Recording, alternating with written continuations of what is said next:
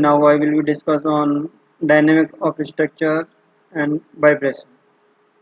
In structure analysis, uh, dynamic analysis when the body in a movement due to earthquake, wind load, then the structure is some deflected shape and some structure are in a static condition. First, we will discuss difference between static and dynamic analysis, modeling of dynamic system, mass, stiffness, damping, and equation of motion. Then next, free vibration, undamped free vibration or damped free vibration. Some example of dynamic loads on structures. First, we saw that a long tall building structure when the wind load act, then the building is movement along the lateral direction due to wind load. Next, chimney and all the structure as shown in this figure, it is collapsed due to earthquake load and the multi-story building is demolished by the earthquake.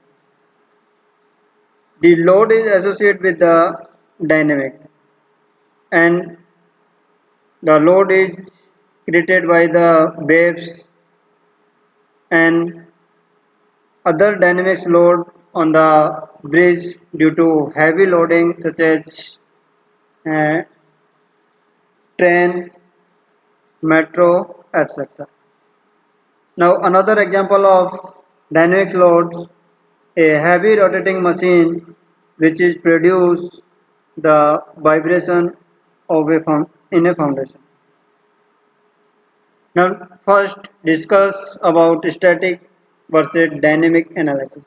Static और dynamic analysis में जो difference है बहुत minor difference है, जिससे अपन क्या करते हैं कि जो डायनेमिक है उसमें अपना जो लोड होता है उसको कंसीडर किया जाता है और स्टैटिक में जो बॉडी होती है उस बॉडी का लोड भी काउंट किया जाता है। फर्स्ट फिगर में अपन देख रहे हैं कि एक बॉडी है जो दोनों साइड से क्या है सिंपली सपोर्टेड, जिस पर एफ लोड एक्ट कर रहा है।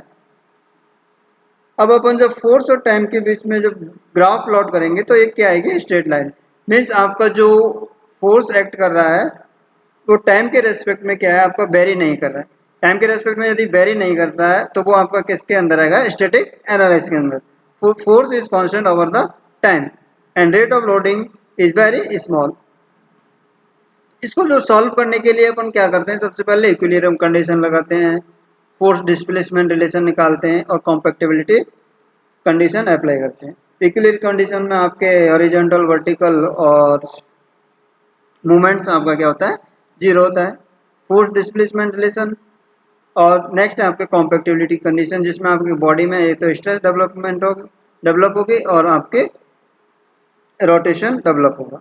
Then the response are constant over the time, time के रेस्पेक्ट में आपका कोई भी उसमें चेंजेस नहीं होंगे।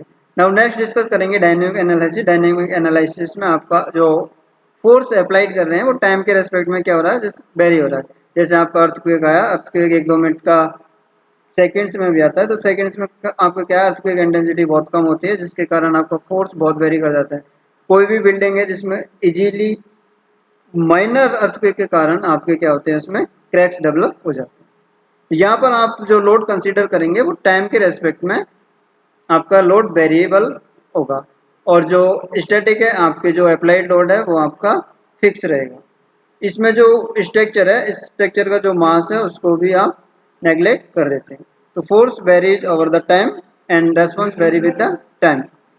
Can solve this as a static problem with F equal to Ft1 Ft2 to extra.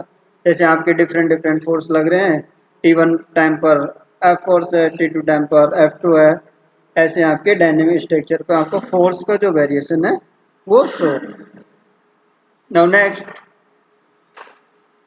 Static analysis जैसे बी में आपका डिफ्लेक्शन होगा, displacement at mid span, displacement है वो भी आपका क्या रहेगा, कांस्टेंट, और वहां पर आपका एक्सेलरेशन जनरेट नहीं होगा, देयर इज नो वेलोसिटी और एक्सेलरेशन। वो जो डायनेमिक स्ट्रक्चर है, डायनेमिक स्ट्रक्चर में आपका जो बीम है वो वाइब्रेट करेगी, वाइब्रेट करने पर आपका डिस्प्लेसमेंट है आपका वो भी आपका क्या करेगा, टाइम के रेस्पेक्ट में वेरी करेगा।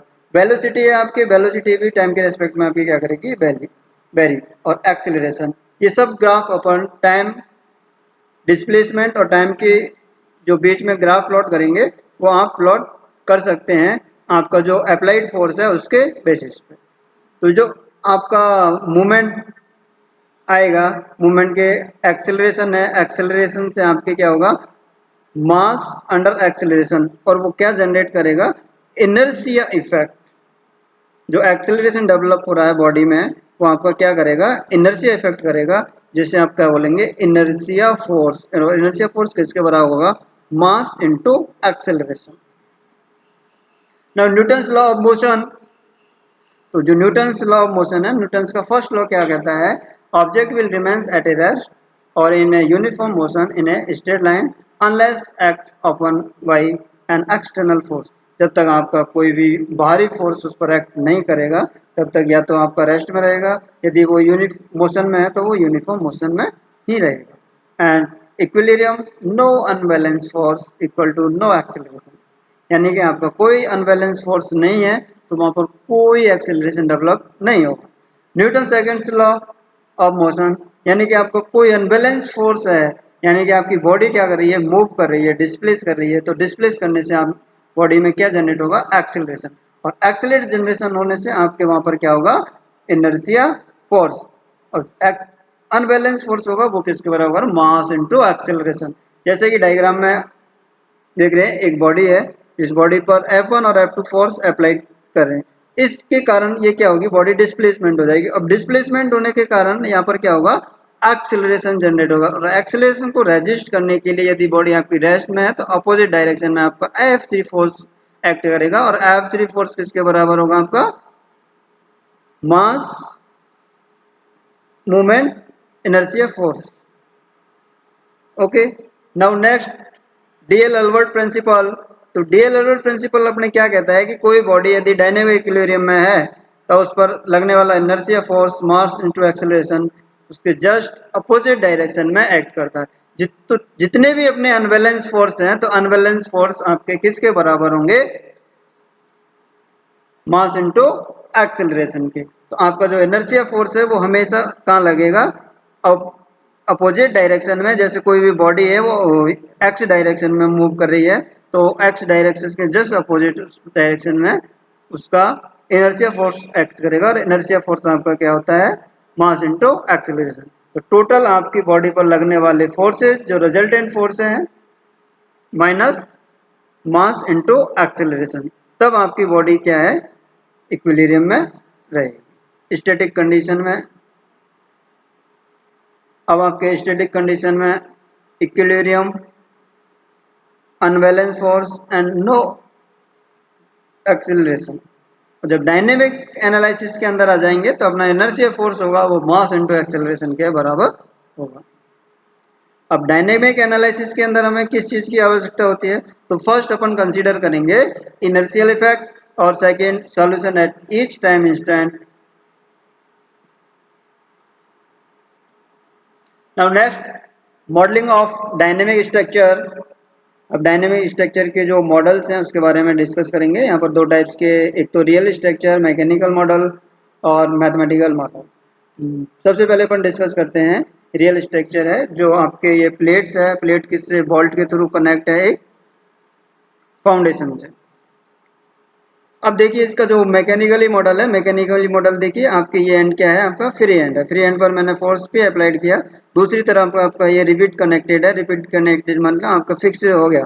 अब यहाँ पर आपका पी लोड अप्लाइड हो रहा है, तो इसके लिए अपन सबसे पहले मैकेनिकली जो मॉडल एज्यूम किया है, जिसके लिए फर्स्ट अजम्पशन है assumption based on the engineering judgement. आपकी जो इंजीनियरिंग अप्लाई की है उसका इसमें जजमेंट क्या है।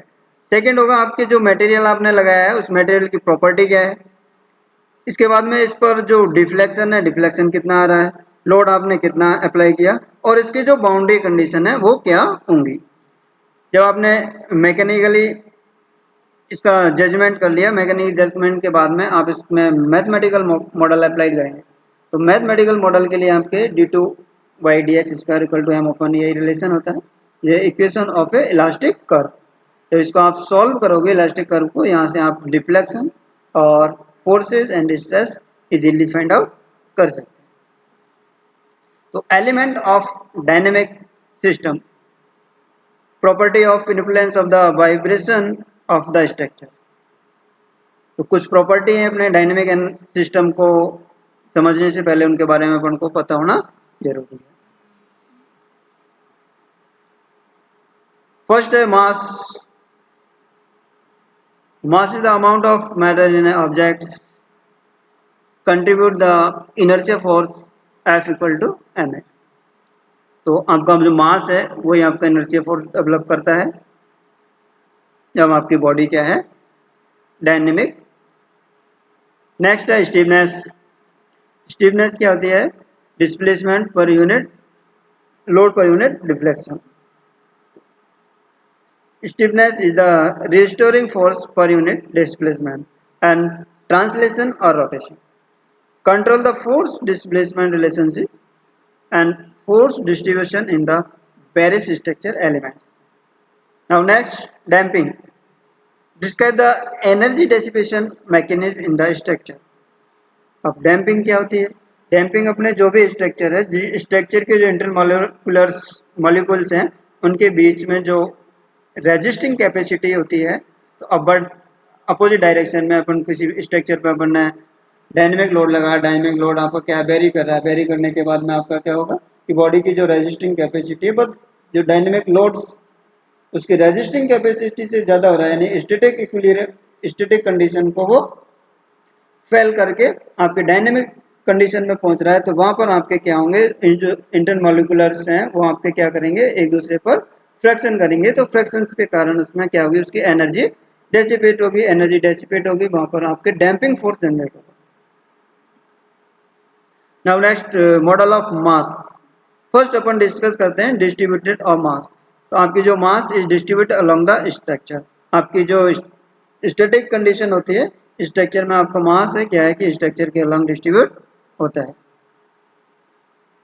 तो मास आपका दो तरीका से हो गया, एक तो आपका पूरे स्ट्रक्चर पर डिस्ट्रीब्यूट हो गया, जैसे आपने एक बीम कंसीडर की है तो बीम के पूरे ऊपर आपके बॉडी में मास डिस्ट्रीब्यूट है।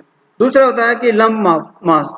लंब मास के अंदर अपन क्या करते हैं कि कोई भी बॉडी है, बॉडी पर उस पर जो एक्स्ट्रा मास अप्लाइड किया है उस मास को ही कंसीडर करेंगे, और जो बॉडी है उस बॉडी का जो मास है उसको अपन क्या मान लेते हैं, मासलेस।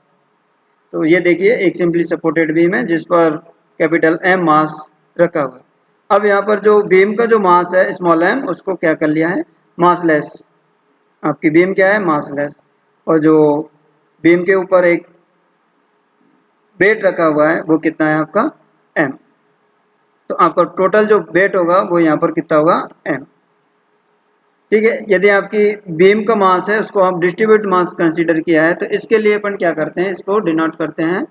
आपका मास एक स्प्रिंग ली, स्प्रिंग को आपने m1 m2 दो मास अप्लाइड कर दिए, ये आपका x डिस्प्लेसमेंट हो रहा है और ये आपका x2 डिस्प्लेसमेंट हो रहा है। यदि इसमें देखता हूँ इस मॉडल पे, तो जो मेरी बीम है, बीम मेरी क्या है, मासलेस है। मासलेस है तो आपने इसको क्या कर दिया, इसकी बीम की स्टीफनेस है स्मॉल k, और ये x डिस्प्लेसमेंट हो रहा है डाउनवर्ड डायरेक्शन। इसमें जो स्टीफनेस होगी वो क्या होगी, load per unit deflection, force per unit deflection के। ये हो गया आपका मास का डिस्ट्रीब्यूशन। जैसे कि आपका कोई भी एलिवेटेड टैंक है, वाटर टैंक है, तो वाटर टैंक का जो मास कंसीडर करते हैं उसको लंप मास कंसीडर करते हैं। जैसे बीम है, बीम के मास को अपन क्या कंसीडर करते हैं, डिस्ट्रीब्यूटेड मास। और भी जैसे कोई हैवी स्ट्रक्चर है उसका भी अपन क्या कंसीडर करेंगे, लंप मास। जैसे टावर्स है, अब टावर्स का जो मास होता है वो आपका क्या होगा, distributed mass. Degree of freedom, the number of independent displacement required to define the position of all masses relative to their original position, यानी कि कोई भी आपका मास है तो अपनी पोजीशन के अलोंग किस डायरेक्शन में डिस्प्लेसमेंट कर रहा है, वो जितनी डायरेक्शन में वो डिस्प्लेस कर रहा है वो उसकी क्या होगी, डिग्री ऑफ फ्रीडम। यहाँ पर अपन काइनेमेटिक डिग्री ऑफ फ्रीडम से रिलेटेड नहीं करेंगे क्योंकि काइनेमेटिक डिग्री ऑफ फ्रीडम हर एक रिजिड जॉइंट पर डेवलप होती है, बट यहाँ पर आपका जो डिस्प्लेसमेंट है वो आपके किस मास के डिस्प्लेसमेंट या ट्रांसलेशन के अलोंग आपका डेवलप होगा, जिसे अपन डिग्री ऑफ फ्रीडम के नाम से जानेंगे।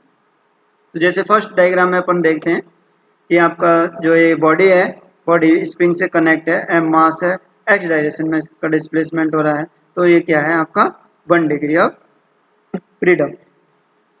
आपके देखिए सेकेंड मास है m1 m2, दो मास हैं, ये दोनों एक ही डायरेक्शन में डिस्प्लेसमेंट हो रहे हैं, तो ये आपका क्या है 1 डिग्री फ्रीडम। ये भी आपका एक ही डायरेक्शन एक्स डायरेक्शन में डिस्प्लेसमेंट हो रहा है, मास m1 और m2। बट यहाँ पर देखिए, यहाँ पर आपकी जो स्प्रिंग्स हैं, m मास है, डाउनवर्ड x और y दोनों डायरेक्शन में क्या हो रहे हैं, वो मूवमेंट हो रहा है, तो यहाँ पर आपकी डिग्री ऑफ फ्रीडम कितनी हो जाएगी, 2 हो जाएगी। अब यहाँ पर देखिए आपके जो फ्रेम स्ट्रक्चर है, फ्रेम स्ट्रक्चर में x1 x2 दो डिस्प्लेसमेंट की वैल्यू है, और यहाँ पर आपकी डिग्री ऑफ फ्रीडम कितनी होगी, 1, क्योंकि x डायरेक्शन में ही आपका जो फ्रेम है वो क्या हो रहा है, मूव कर रहा है।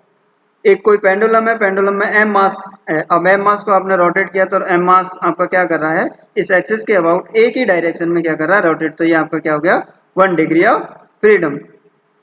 अब देखिए आपके जो नेक्स्ट है, नेक्स्ट में आपका जो स्ट्रिंग्स है, जो एक स्ट्रिंग आपकी क्या है, एक्सटेंसिबल, आपकी जो स्ट्रिंग एक्सटेंसिबल है, तो m मास है, m मास आपका रोटेट करेगा, मूवमेंट करेगा थीटा एंगल से, बट एक्सटेंसिबल स्ट्रिंग के कारण ये क्या होगा, इस डायरेक्शन में भी, हॉरिजॉन्टल डायरेक्शन में भी ये क्या करेगा, मूवमेंट करेगा, तो इसकी जो डिग्री ऑफ फ्रीडम है वो कितनी हो जाएगी, 2 degree of freedom for the different from kinematic indeterminacy. Kinetic indeterminacy है, उससे इसकी डिग्री ऑफ फ्रीडम क्या होती है, डिफरेंट होती है। जैसे कि आपकी एक फ्रेम स्ट्रक्चर है, यहाँ पर काइनेमेटिक डिग्री ऑफ फ्रीडम कितनी है, 3 है, 2 आपकी क्या है, हर एक रिजिड जॉइंट पर आपके रोटेशन और एक हॉरिजॉन्टल डायरेक्शन में डिस्प्लेसमेंट, तो ये तो आपके रिजिड फ्रेम की क्या हो गई, काइनेमेटिक इंडिटरमिनेंसी। बस इसकी जो डिग्री ऑफ फ्रीडम है वो आपकी कितनी होगी, 1 होगी, क्योंकि आपके ओनली 1 डायरेक्शन में क्या कर रहा है, ये डिस्प्लेसमेंट कर रहा है, जो टोटल इसका मास है वो एक एक्स डायरेक्शन के अलोंग क्या कर रहा है, डिस्प्लेस कर रहा है, तो इसकी डिग्री ऑफ फ्रीडम कितनी हो रही है, 1। नाउ स्टिफनेस मैट्रिक्स, जो इसकी स्टिफनेस मैट्रिक्स बनेगी 3 डिग्री काइनेमेटिक इंडिटरमिनेंसी, वो कितने की बनेगी, 3 into 3। तो static condensation then eliminate the degree of freedom of structure with zero mass is assigned, then equivalent lateral stiffness k, और यहाँ पर इसकी lateral stiffness कितनी होगी, k होगी। तो ये आपका जो स्ट्रक्चर है ओनली वो हॉरिजॉन्टल डायरेक्शन में मूवमेंट करेगा, इस पर कोई भी डायनेमिक लोड जैसे अर्थक्वेक या विंड लोड एक्ट करता है। तो सब जो अपने कुछ मॉडल्स पढ़े थे, उस मॉडल्स के लिए अपन जो इक्वेशन डेवलप होंगी, उन इक्वेशंस कुछ साइंटिस्ट थे, उन्होंने अपने अपने नाम से इक्वेशंस को डेवलप किया था। तो फर्स्ट है आपकी force displacement relation, first linear equation is valid for the Hooke's law, Fx equal to k into x. के आपके क्या है, जो आपकी स्प्रिंग है उस स्प्रिंग की स्टीफनेस, एक्स क्या है आपका डिस्प्लेसमेंट। For non linear